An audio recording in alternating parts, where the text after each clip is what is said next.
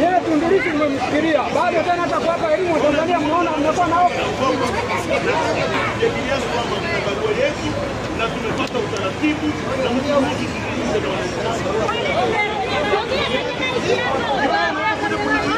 ongelea kwenye maiki. Mwenyekiti ongelea kwenye maiki.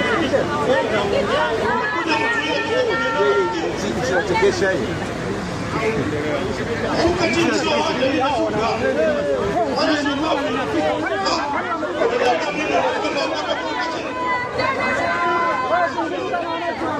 Kama anakushusha kwenye gari hawajulishe wananchi shida ni nini.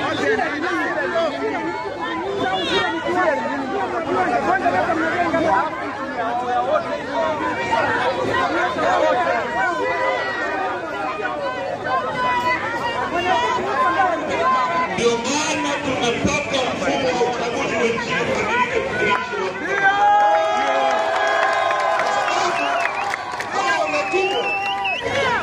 wanafikiri nchini mali yao na wanaweza kufanya kila mtu wanachotaka. Sisi tumepata utaratibu, siku 6 zilizopita tumeandikia barua, hawezi kuja kuzuia tu eneo la tukio.